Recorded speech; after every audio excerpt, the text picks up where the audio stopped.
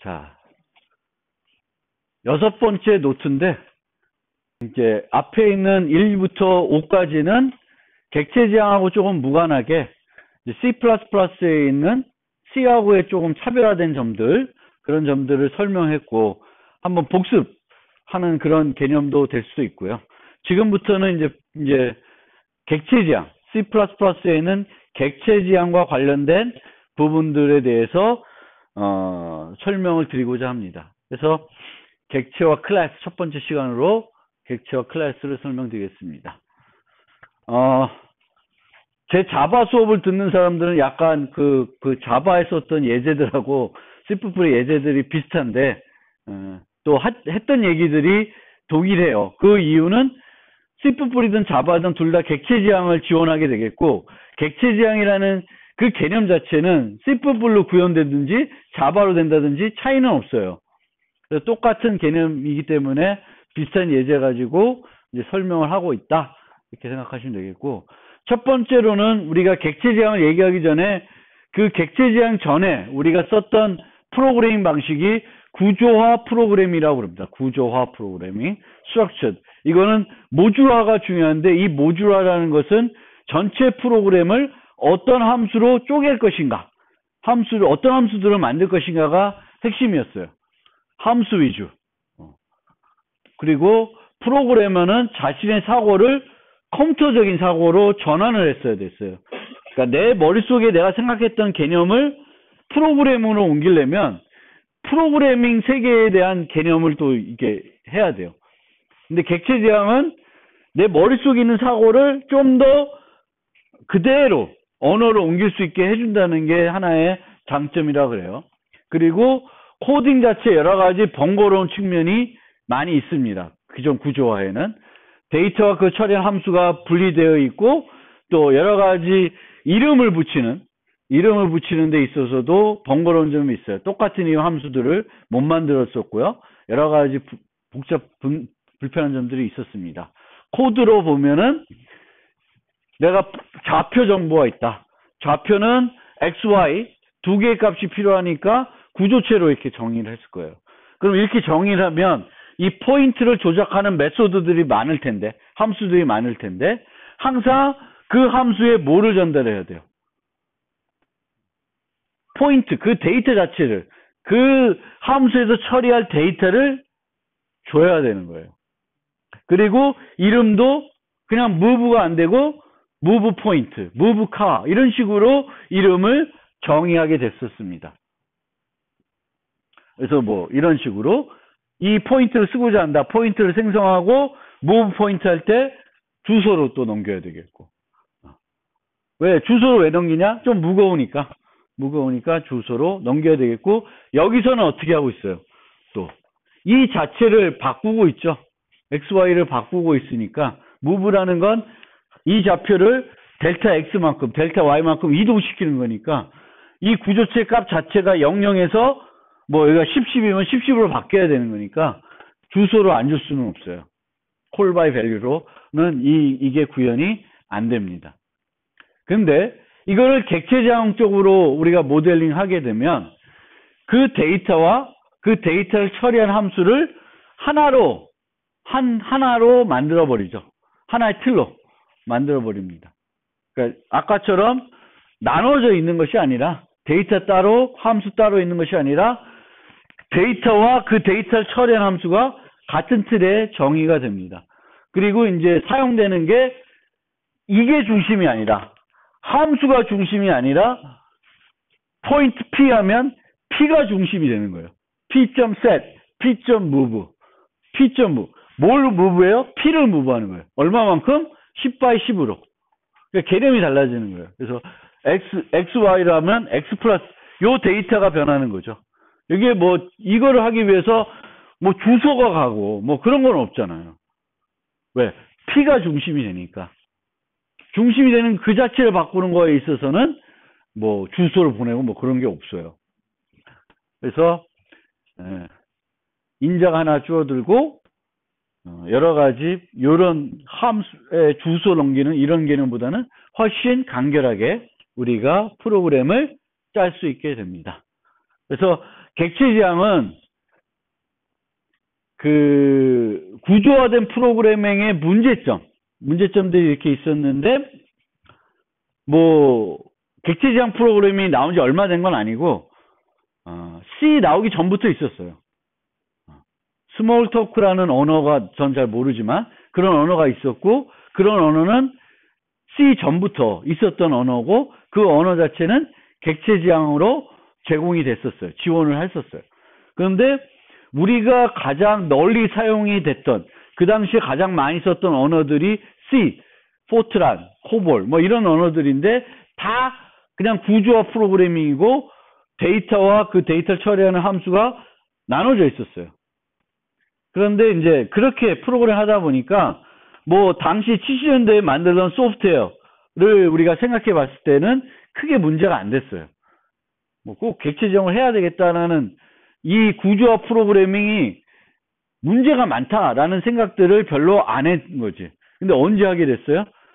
프로그램들이 점점 복잡해지는 거지.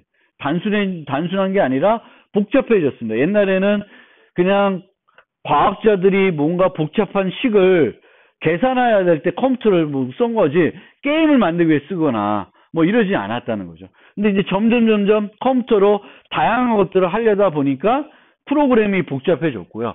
그거 프로그램이 복잡해지면 질수록 데이터가 복잡해지고, 데이터가 복잡해지니까 데이터와 그 처리하는 함수들이 떨어져 있을 때 번거로움이 많은 거예요. 그런데 그것 때문에 이제 그 유명한 버전 스트라우스라는 사람이 C를 객체지향적으로 확장한 C++를 만들게 됐고, 사람들이 그거를 많이 쓰게 된 거예요. 그 다음부터는 새롭게 만들어진 언어는 객체지향을 지원해야 된다라는 게 이제 됐고, 지금에 와서는 새롭게 만든 언어 중에 객체지향을 지원하지 않는 언어가 거의 없죠. 거의 없어요. 그리고 요즘은 그 객체지향에다가 뭘 또 추가를 해요? 함수형 프로그래밍을 추가를 했어요. 그래서 C++, C#, 자바 다 객체지향적 언어이고 함수형 프로그래밍까지 지원하고 있습니다. 그러니까 언어들 간의 차이점이 점점 줄어들고 있어요. 그래서 객체지향은 상태를 유지하고 이 상태에 따라 행위의 결과가 바꿀 수 있는 객체를 이용해서 소프트웨어를 개발합니다. 우리의 일상 객체를 보는 시각을 그대로 표현할 수가 있습니다. 예를 들면 문이 있다. 문. 저런 문을 보면 유리문이네. 문이 2개짜리네. 볼 수 있죠. 그럼 저 문 갖고 할 수 있는 게 뭐야? 열고 닫을 수 있고 잠글 수 있고. 그러니까 저거를 우리가 뭐 컴퓨터를 보더라도 뭘 보더라도 이거 봐. 이거는 포인터고, 이 포인터는 녹색 레이저가 나가네. 녹색이라는 상태가 있고, 녹색 포인터를 나갈 수 있고, 컴퓨터하고 블루투스로 통신해서 페이지 업다운을 할 수 있고, 이런 식으로 우리는 얘를 봤을 때 우리 머릿속으로 생각하는 건 그렇게 생각해요. 얘는 뭘 할 수 있지? 무슨 상태를 갖고 있지? 검은색이네. 엑스포인터라고 하는 회사에서 만든 거네. 이런 이제 생각하는 거예요. 그럼 그거를 프로그램에 표현하면 엑스포인터 회사는 여기에 들어갈 테고요. 눌렀을 때 녹색 이 레이저가 나가는 거 여기에 나가는 거죠. 그런데 그 색깔은 여기에 또 들어가 있을 거예요. 그래서 우리가 일상적으로 우리가 그냥 생각했던 걸 그대로 좀 더 우리 머릿속의 생각을 좀 더 가깝게 프로그램 언어로 그대로 표현할 수 있도록 해준 것이 객체지향이라고도 합니다. 그래서 뭐 우리가 이렇게 보시면 샤프라는 것도, 프린터, 뭐 고양이, 뭐 이런 것들도 다 이제 그 상태와 행위들을 할 수 있고, 우리가 생각하는 게 이렇다는 거예요. 그리고 우리가 고양이를 예를 들면 애완동물 게임을 만들어서 실제 고양이처럼 움직이게 하려면 우리가 생각하는 거랑 똑같이 되는 거죠. 근데 애완동물이 아니라 고양이를 분양하는 어떤 쇼핑몰을 만든다. 그러면 그루밍, 뭐 꼬리 흔드는 그런 행동들은 필요가 없게 되죠. 가격이 얼마인지, 뭐 그런 거 필요한 거예요. 종이 뭔지 그런 게 필요한 거예요.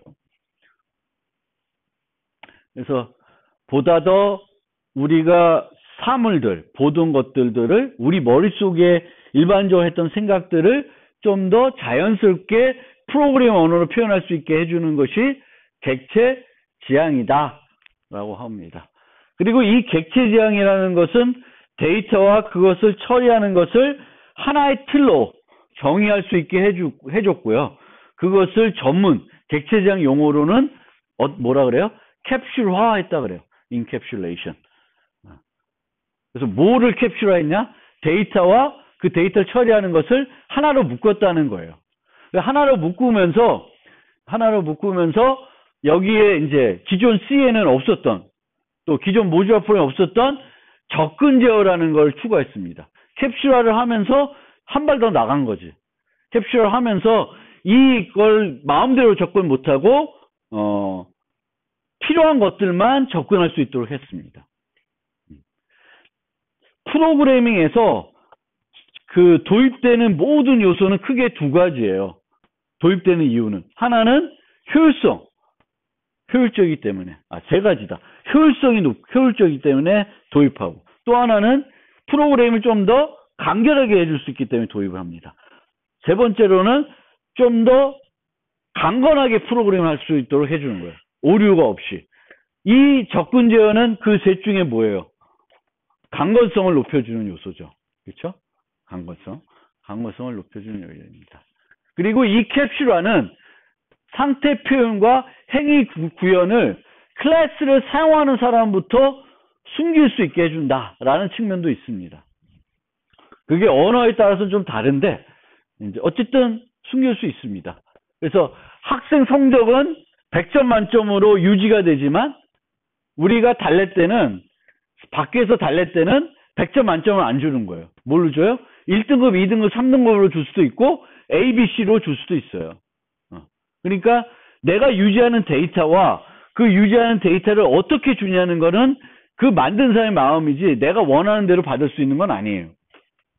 그리고 우리가 그런 것들이 다 추상화한다 그러죠. 그래서 객체는 상태를 가지고 있고 행위를 할 수 있고 식별자를 가진다 그래요. 왜? 식별자는 당연히 가져야 되겠지. 왜?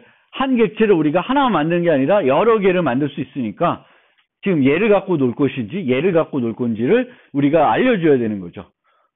그리고 프로그램 언어에서 식별자는 뭐예요? 변수 이름이 되는 거예요. 그 객체를 지금 지정하는 이름. 식별자는 변수가 된다. 상태, 행위. 그래서 상태에 따라 행위가 달라질 수 있는데 그렇다고 해서 우리가 상태는 변할 수 있다. 안 변할 수도 있어요. 만들어져가지고 죽을 때까지 상태가 안 변할 수도 있습니다. 그렇지만 한 객체의 상태와 또 다른 객체의 상태는 다를 수가 있죠. 문자열이다. 한 문자열은 바나나고 한 문자열은 애플이에요. 죽을 때까지 바나나, 애플이 안 변할 수도 있어요. 그렇지만 바나나 갖고 우리가 길이를 달랬을 때는 6을 줄 테고 애플에서 길이를 달랠 때는 5를 줄 거예요. 달라지죠. 그렇죠? 상태가 뭐냐에 따라 달라지는 거고 그 상태는 한 객체가 어떤 수명 동안에 바뀔 수도 있지만 한 객체가 그 상태가 만들어지고 나서 죽을 때까지 안 변할 수도 있어요. 그렇지만 객체들 간에는 또 다른 상태들을 가질 수 있죠. 우리는 다 사람이지만 키도 다 다르고 생김새도 다르고 몸무게도 달라요. 그렇죠? 행위는 반드시 객체의 상태를 활용해야 되고 객체의 상태를 전혀 활용하지 않는다. 그러면 걔는 뭐야? 객체 메소드가 아니겠죠. 그 객체랑은 전혀 관련이 없는 함수가 될 겁니다. 그래서 객체의 행위라고 하는 것은 반드시 뭘 이용해야 돼요? 그 객체의 상태를 이용해야 됩니다. 그리고 그 상태가 변하면 행위의 결과도 변할 수가 있겠죠. 클래스는 뭐냐? 클래스는 객체가 이제 살아있는 뭔가 라고 하면 수명을 가지는 거라면 클래스는 어떤 객체들이 어떤 상태를 갖고 있고 어떤 행위를 할 수 있는지를 정의해 줘야 되겠죠. 그래야 우리가 강아지도 만들고 고양이도 만들 수 있는 거예요. 그래서 그 틀을 정의하는 것이 바로 클래스입니다. 그래서 제가 많이 비유하는 게 붕어빵은 객체이고 붕어빵 틀은 클래스예요. 그래서 붕어빵 틀만 있으면 아무 의미가 없죠. 붕어빵을 만들어야지 먹을 수 있는 거고 뭐 그런 거지. 그래서 클래스만 정해놓는다. 그럼 아무것도 안 해요. 그럼 뭘 해야 돼? 그 클래스에 객체들을 생성을 해야 되죠. 그래서 클래스는 객체의 틀을 정의하는 것이고요. 객체는 상태와 행위를 갖고 있으니까 클래스를 이용해서 상태와 행위를 정해야 되는데 상태는 데이터로 나타내요. 키, 뭐 180이다, 200이다, 160이다. 값이죠. 데이터가 되겠는 거예요. 이 사람이 현재 자고 있다. 배고프다. 놀고 싶다. 이것도 상태예요. 그것도 컴퓨터로는 어떤 값으로 나타내야 되겠지.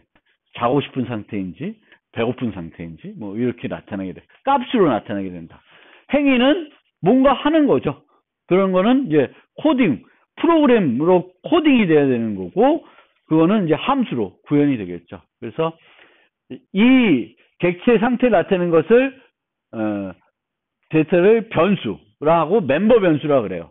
그리고 행위를 정의하는 함수를 멤버 함수 또는 메소드라고 합니다. 근데 우리가 더 많이 쓰는 용어는 메소드고 상태는 멤버 함수라고 그래요. 그리고 그냥 멤버라고도 하는데 이 멤버라고 할 때는 통틀어서 멤버 변수랑 함수를 같이 얘기할 수도 있고 그냥 멤버 하면은 주로 뭘 얘기해요? 멤버 변수를 얘기해요. 그래서 멤버랑 메소드 이렇게 얘기하기도 해요. 그럼 약간 헷갈릴 수도 있는데 보통 멤버 메소드 하면 멤버는 멤버 변수를 보통 얘기한다. 이렇게 얘기하시면 되겠고 특정 클래스의 객체를 우리가 인스턴스라고 하는 용어도 많이 써요. 얘는 붕어빵 인스턴스예요. 인스턴스. 붕어빵 객체. 그래서 C++에서는 클래스라는 키워드 사용해서 정의합니다. 대부분 그래요. 클래스만 정의하면 그 자체로는 어떤 기능을 못한다. 객체를 생성해야 된다. 그래서 한 프로그램을 만들 때 클래스를 하나만 만들지 않고요. 또 클래스의 객체들 하나만 생성하지 않고 여러 개를 생성할 수가 있습니다. 그러면 클래스와 클래스 간에 어떤 관계가 있을 거고 객체와 객체도 간에도 관계가 있습니다. 클래스와 관계는 프로그램으로 고정이 되는 거예요. 소스 코드로 이제 고정이 된다라는 거예요. 그래서 그 코드를 수정하지 않는 한 변하지가 않아요. 그래서 정적 관계라 그러고 대표적인 게 상속 관계가 클래스와 관계가 됩니다. 객체들 간의 관계는 프로그램이 실행되면서 이 객체가 요걸 쓰다가도 다른 걸 쓸 수가 있습니다. 그래서 사용 관계는 그 프로그램이 실행되는 동안 바뀔 수가 있어요. 그래서 이 객체들의 관계는 동적 관계이고 요 관계와 관련해서는 다음 장에서 좀 더 자세히 다루려고 합니다. 그러면 어떤 것들을 객체로 모델링하냐? 상태를 기억해야 하고 변할 수 있으며 상태에 따라 행위 결과가 달라질 수 있는 것은 당연히 객체 지향으로 모델링하면 좋습니다. 훨씬 더 편하게 프로그래밍을 할 수 있어요. 그리고 상태가 꼭 안 변해도 그 상태를 조작하는 메소드가 아주 많아요.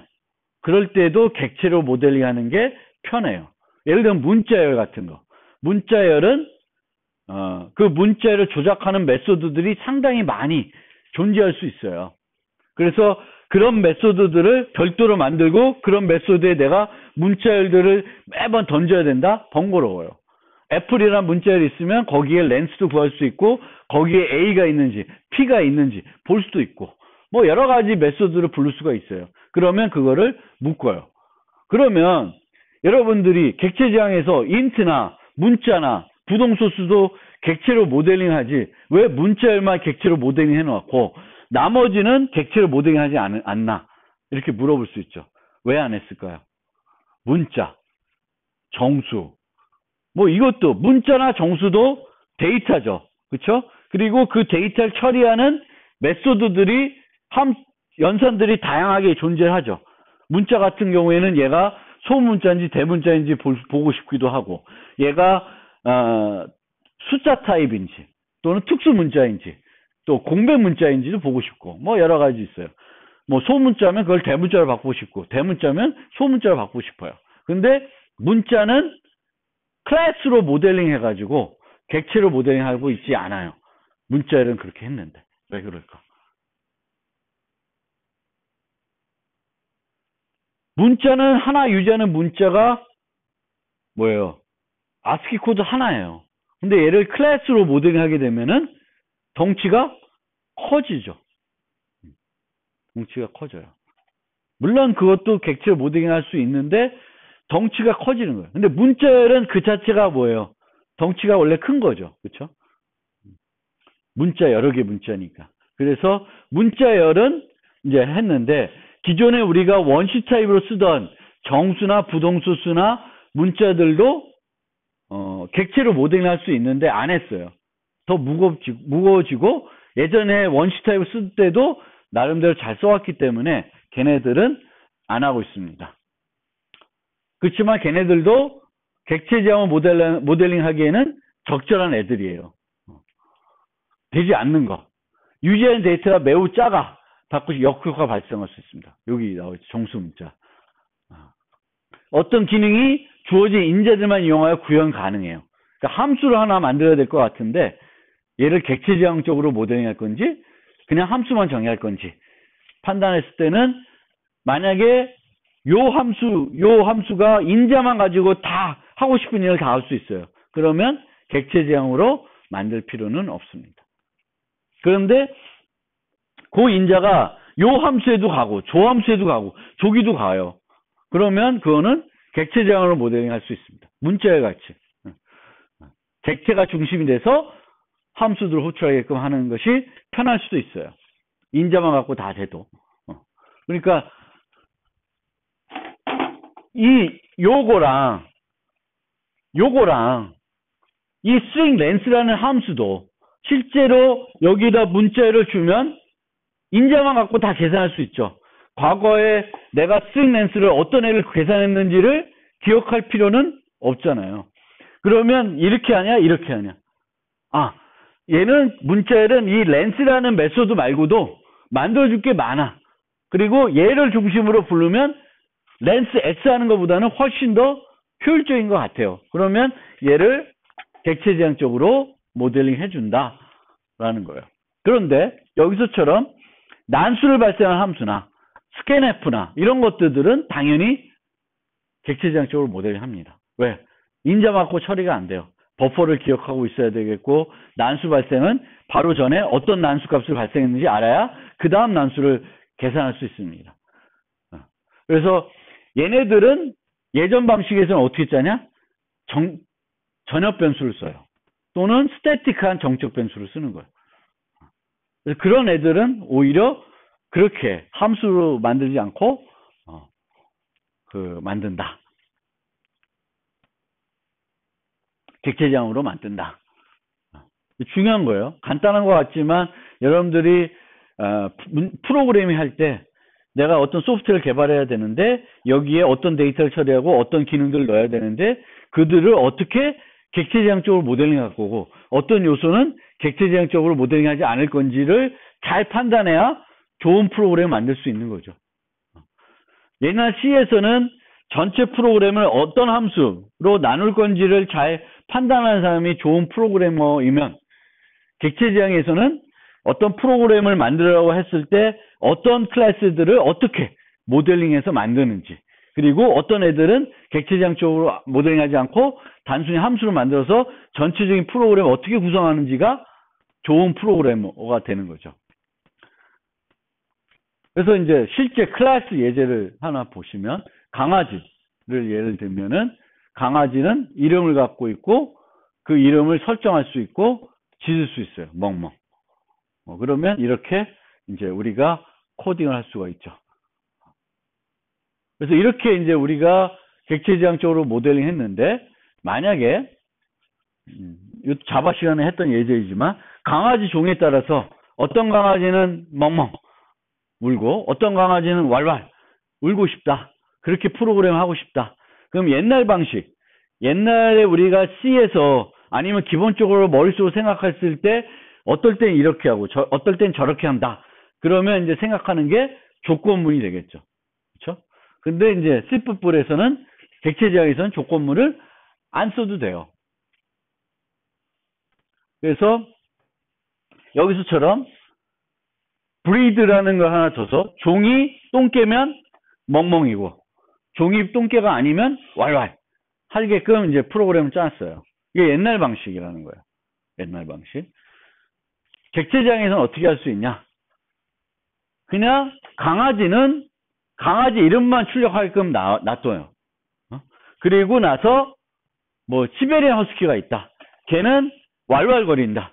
그러면은 얘를 상속받아서 만들어요. 그리고 여기다가는 뭘 넣어요? 왈왈을 넣어줘요. 그럼 이 두 개 코드에는 조건문이 있어요, 없어요? 없어요. 그리고 이렇게 해가지고 코딩을 부르면은 이 D가 시베리안 허스키를 가리키면 왈왈거릴 거고 뭐 진돗개는 멍멍한다 그러면 진돗개는 멍멍할 거예요. 그러니까 이 객체가 뭘 가리키냐에 따라서 바크를 불렀을 때 어떨 때는 멍멍, 어떨 때는 왈왈하는 것을 우리가 객체지향에서는 다형성이라고 그래요. 폴리모피즘. 문을 열다, 서랍을 열다, 서랍을 열다. 근데 그 열다는 뭘 여냐에 따라서 실제 호출되는 메소드가 달라지는 게 폴리모피즘, 다양성이라고 그러는 거죠. 그래서 객체지향에서는 우리가 단순히 프로그램할 때 또 뭐가 또 달라져요? 조건문이 많이 없어져요. 예전에는 다 조건문을 짰던 거를 조건문 없이 프로그램을 짤 수가 있습니다. 그래서 여기까지 보시면 객체지향의 두 가지 특징. 하나는 데이터가 중심이 돼서 함수를 부른다. 함수에다가 데이터를 넘겨서 처리하는 것이 아니라 데이터가 중심 또는 객체가 중심이 돼서 함수를 부른다는 거예요. 인자가 줄어드는 거예요. 인자를 넘겨야 되는 번거로움이 사라져요. 그 다음에 프로그램을 할 때 어떨 때는 어떤 애들은 이렇게 저런 애는 이렇게 하면은 그걸 if문 갖고 하는 게 아니라 아예 모델링을 다르게 하는 거예요. 똑같은 강아지인데 얘는 시베리안 허스키, 얘는 진돗개, 얘는 뭐 시추, 얘는 뭐 이렇게 만들어 놓으면 각각에 맞게 다 행동을 하는 거죠. if문 없이.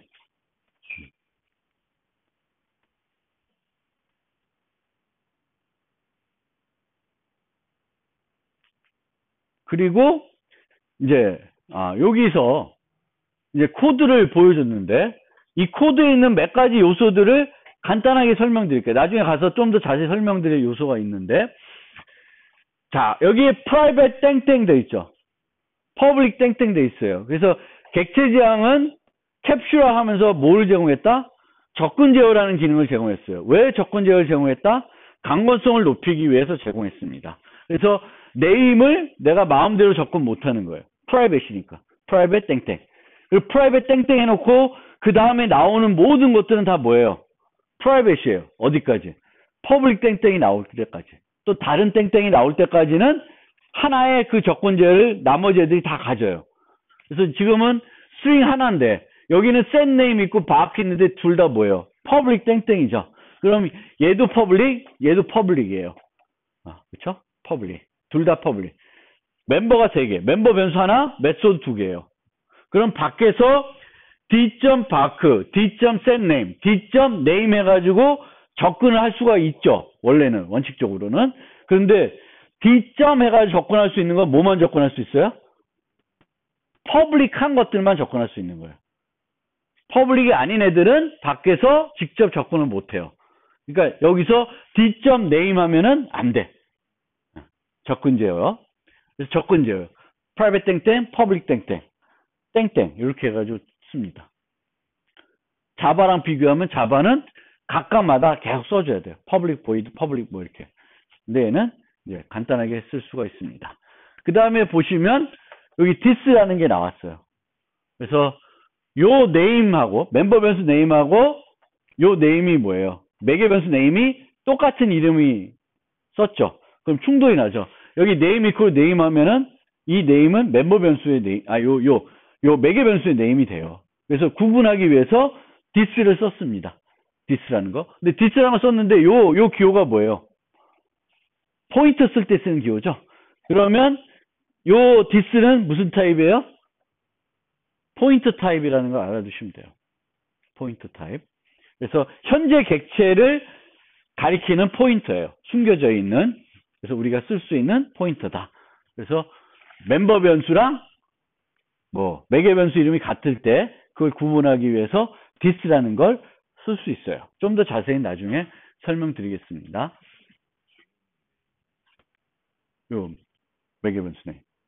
요거 this의 네임이니까 this가 요 강아지 타입을 가리키는 포인터면 우리가 점을 쓰지 않고 여기처럼 요걸 쓸 거잖아요. 그런 것처럼 this가 된 거지. 안에서는 이 안에서는 밖에서는 this를 쓸 게 아니라 이제 여기가 이것도 잘못됐네. d가 dog이 돼야 되겠네. 여기 d가 아니니까 dog. 근데 이 연산은 맞는 거죠. 포인터니까. 그래서 this가 그런 거고 여기 보시면 const가 돼 있어요. const. 함수를 수정할 때 const를 썼어요. 우리가 그 C++이나 C에서 const 쓰면은 뭐예요? 수정할 수 없는 것들이죠. const int max 하면은 max라는 변수가 상수가 돼버리죠. 객체 지향에서 요 메소드가 const라는 건 뭐예요? 이 메소드는 객체 상태를 수정하지 않는다는 걸 얘기해요. 수정 안 하고 있죠. 얘는 수정해야 안 해? 해요. 여기다 const 쓰면 에러 나요. 그래서 우리가 메소드를 정의할 때 메소드를 보고 이 메소드가 객체 상태를 수정하냐 아니면 객체 상태를 보기만 하냐 수정하지 않고 보지도 않고 수정도 안 해. 그러면 아무것도 안 쓴다는 거예요. 그건 객체 메소드가 아니야. 근데 상태를 어떻게든 쓸 거예요. 근데 수정할 수도 있고 보기만 할 수도 있어요. 보기만 할 애들은 const를 붙여줘요. const를 붙여주면 뭐가 좋아져요? 프로그램의 강건성이 높아집니다. 우선 여기 있으면 여기다가 여러분들이 엉뚱한 프로그램 하면 문법 오류가 나요. 그리고 밖에서 쓸 때도 const 포인터가 아닌 애들한테 const 포인터 있는 애다.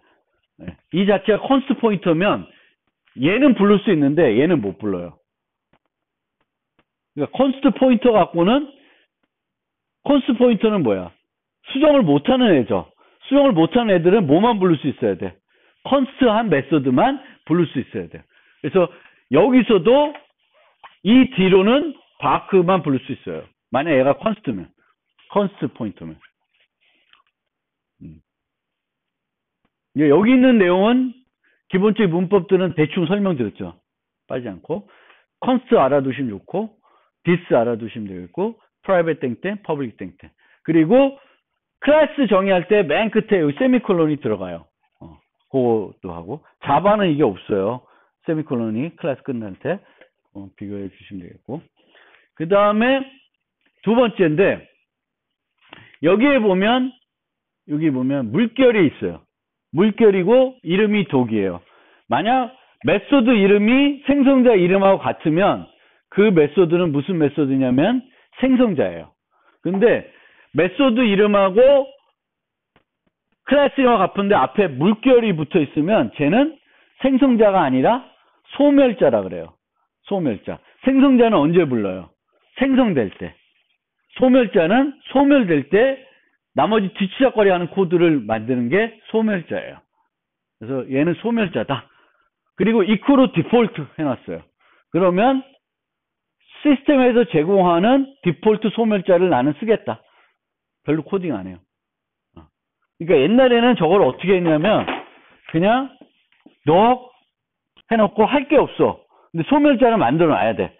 그러면 그냥 빈 메소드로 해놨어요. 빈 메소드로. 나 할 게 없으니까. 객체가 날아갈 때 할 게 없어요. 그러면 안 만들어 놔도 되고 만들 경우에는 이렇게 빈 메소드 만들어 놨는데 이제 C++11부터는 여기다 뭐라고 쓸 수 있어요? equal default 해놓을 수 있어요. 선언만 하는 거야. 그러면 얘는 뭐야? 시스템에서 만들어주는 디폴트 소멸자를 그대로 쓰겠다라는 거예요. 그래서 그런 게 C++11에 추가됐고 버추얼이라는 키워드가 있는데 요거는 나중에 설명드릴게요. 요거는 그냥 뭔지는 좀 제끼고 나머지는 아시고 아시고 그리고 요거 알아두셔야겠네. 클래스 독 했죠. 그쵸? 클래스 시베리안 허스키 했고 땡땡 퍼블릭 독 했어요. 땡땡 나오면은 독이 시베리안 허스키의 뭐다? 부모 클래스라는 거고 시베리안 허스키는 독의 자식 클래스예요. 그러니까 내가 강아지를 상속받아가지고 시베리안 허스키를 만들고 싶으면은 땡땡을 써요. 땡땡을 쓰는데 여기에도 부모를 접근하는 방식을 뭐 퍼블릭 할 건지 프라이빗 할 건지 이렇게 쓰게 되는데 주로 상속받을 때 퍼블릭으로 상속받아요. 그러니까 이 문법이 아마 기본적인 문법이라고 상속받을 때 문법이라고 보시면 됩니다. 그리고 여기서 보면 바크 있고 바크 있죠. 그렇죠? 만약 얘가 덕 땡땡을 안 붙였다. 그러면 이 바크는 뭐겠어요? 바로 이거겠죠. 그럼 무슨 호출이 돼요? 죄기 호출이 돼버리죠. 근데 우리가 원하는 것은 부모에 정의되어 있는 바크를 호출하는 거예요. 부모에 정의되어 있는 바크를 호출하고 싶으면은 이 바크가 여기 게 아니라 부모 거다라는 걸 마련해 줘야 되죠. 그럴 때 독 땡땡 씁니다. 독 땡땡. 부모 클래스 이름이 독이죠. 그럼 독 땡땡. 물려받은 거예요. 근데 내가 똑같은 이름을 재정의하고 있습니다. 그래서 독 땡땡 박 하면은 이 독은 요거죠. 부모 메소드. 그럼 어떻게 출력돼요? 장군 땡땡 왈왈 이렇게 출력이 되겠죠. 여기 오류고요. D가 아니라 독 이렇게 독이라 되고 여기 보시면 뉴 시베리안 허스키 했으니까 요거는 동적 생성한 거예요. 포인트로. 아까는 앞에 거는 그냥 생성한 거고. 그래서 C뿔에서는 우리가 객체를 생성할 때 동적 생성할 수도 있고 그냥 일반적으로 생성할 수도 있고요. 그리고 클래스 스트럭처. 스트럭처는 C에서는 뭐 할 때 썼어요? C 할 때. 어떤 타입인데 하나의 값을 가지고 그 타입 정보를 나타내는 게 아니라 여러 개의 값을 나타내야 될 때 스트럭처를 정의했어요. 클래스들에 있는 클래스들도 하나만 있는 게 아니라 여러 개를 이용해서 여러 멤버들 가지겠죠. 그래서 클래스랑 스트럭처가 있고 클래스라는 거를 만들면서 그 C에서는 클래스라는 키워드를 도입했어요. 클래스라는 키워드 도입하니까 뭐가 필요 없어? 스트럭처가 이제 필요가 없어요. 근데 필요 없다고 버릴 수 있어요? 못 버려요. 왜? C와 호환돼야 되니까. 그래서 스트럭처는 남아 있습니다. 그럼 이제 스트럭처를 우리는 안 써도 되냐? 써도 돼. 스트럭처 클래스랑 똑같아요. 차이점이 뭐냐? 스트럭처는 접근 제어 수식어를 안 붙이면 걔네들은 다 기본적으로 퍼블릭 애들이에요. 그리고 스트럭처를 만들 때 프라이빗 땡땡 쓸 수도 있어요. 그러니까 클래스라는 건 안 쓰고 스트럭처로 다 돼. 스트럭처로 똑같이 정의할 수 있어요. 근데 이제 클래스라는 개념이 들어온 거니까 우리가 그냥 기존에 있던 스트럭처 갖고 할 수 있는데 걔를 그냥 쓰기보다는 클래스라는 걸 새로 썼네. 그러니까 문법이 이제 똑같은 기능하는 게 두 개가 된 거죠. 그래서 차별을 약간 뒀어요. 클래스는 기본적으로 정의되는 애들이 다 프라이빗이에요. 스트럭처는 기본적으로 정의되는 애들이 퍼블릭이에요. 차이는 없다. 그래서 요것도 클래스를 스트럭처로 바꾸면 똑같아. 똑같은 거예요. 그러니까 스트럭처에도 이제는 C++11은 뭘 정의할 수 있어요? 메소드들을 정의할 수 있어요. 스트럭처에도. 그래서 차이가 없어요. 또 다른 예. 퍼블릭 프라이빗 접근. 왜 프라이빗을 놓는다? 강건성을 높이기 위해서. 강건성을 높이지 않으면은 이게 되는 거예요. 에이지를 내가 직접 접근할 수 있어요. 밖에서. 직접 접근할 수 있으면 걔가 무슨 값을 대입하는지는 내가 통제를 못해요. 이 클래스 많은 사람이 통제를 못하는 거예요. 그러면 내가 통제하기에 set age를 퍼블릭으로 만들어 놓고 int age 값은 프라이빗에 놓으면 밖에서 이거 안 돼요. 뭘 이용해서? 얘를 이용해서만 바꿀 수 있는 거예요. 얘를 이용해서 바꾸면은 나이 값은 절대 0도 될 수 없고 200보다 클 수도 없어요. 그래서 이게 우리가 접근 제어하는 이유다. 왜? 강건성을 높이기 위해서. 요 인자들을 우리가 검사를 해가지고 인자가 적절하지 않을 때에는 반영을 안 하게끔 하는 거예요. 그러면 값들이 엉뚱한 상태를 갖는 경우가 대단히 줄어들겠죠. 그러면 객체가 엉뚱한 상태를 안 가지게 되면은 오류가 그만큼 줄어들 수가 있습니다. 그래서 이 프라이빗 퍼블릭 하는 것들은 오류를 줄이기 위한 요소예요. 가장 또 C와 차별화되는 요소죠. C와 차별화되는 것은 캡슐화를 한 건데 묶은 것만 그게 거기가 다가 아니라 거기다 뭘까지 추가해놨어요? 접근 제어. 같이 생각하세요. 항상 캡슐화 하면 데이터와 그 데이터 처리한 거 하나로 묶었네? 그리고 거기다 뭐까지 해놨어요? 접근 제어까지 해놨다. 그걸 통해서 대단히 유리하게 프로그래밍 할 수 있고 강건성을 높일 수 있게 해줬다. 자.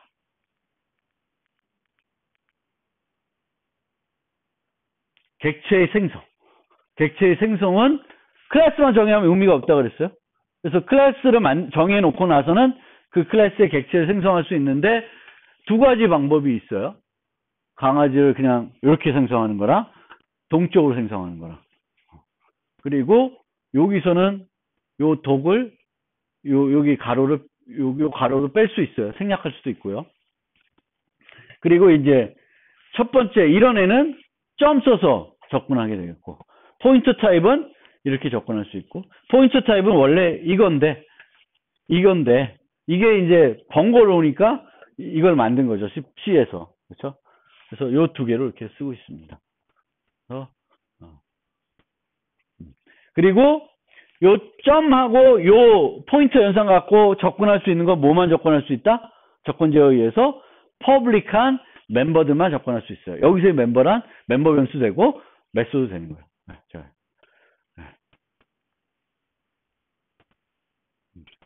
그리고 아까 질문인데 person의 얘 보면 string과 age가 있는데 size of string 하면 24, size of int 하면 4예요. 그러면 person 하면 28 될 것 같은데 28이 아니라 32예요. 28도 8의 배수네? 아니죠. 8의 배수 아니구나. 4의 배수네. 그렇죠? 8의 배수 형태로 잘라요. 그러니까 메모리 관리를 좀 더 효과적으로 하기 위해서 우리가 person p 하면 size of p 하면 string과 int 두 개를 유지해야 되잖아요. 그럼 요 두 개 합으로 생각할 수 있는데 그럼 28이 돼야 되는데 28이 아니라 32가 되는 거예요. 그러니까 늘 그렇게 가정하지 말라는 거예요. 내가 int 두 개 했으니까 8이 되겠지. 뭐 8 될 수도 있겠네. 근데 하여튼 그걸 한번 테스트를 한번 해보세요. 그래서 클래스 A 이렇게 놓고 여기 int x 해놓고 int y 뭐 해놓고 이 3이라는 숫자를 쭉 늘려가면서 이 A의 사이즈 오브를 한번 봐세요. 그러면 내가 생각할 때는 뭐 3개면 4면 얘가 2면 12바이트가 될 것 같은데 12가 안 되고 16이 될 거예요. 그래서 한번 이런 걸 관찰해 보면 원래 객체가 유지해야 되는 건 뭐만 유지하면 돼요? 자기의 멤버들만 유지하면 돼요. 멤버들만. 필요한 공간은 멤버들만 유지하면 되는데 그 멤버들의 필요한 공간보다는 좀 더 큰 공간으로 할당을 해준다. 이거 왜? 메모리 관리를 좀 편하게 하기 위해서. 짜투리가 안 생기게 메모리 공간을 편리하기 위해서 한다. 네. 네? 18페이지. 잠깐만요. 뒤로 18페이지.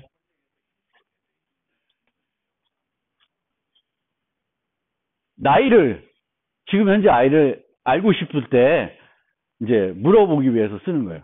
이게 안 되니까 P.A가 안 되니까 우리가 나의 이름인데 사용자의 이름하고 나이는 알고 싶어요.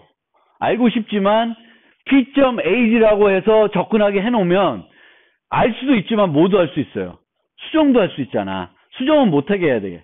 그럼 수정을 못하게 프라이빗으로 만들어 놓으면은 이제 이걸 만들 거죠. 근데 얘를 안 만들어 놓으면 어떻게 돼?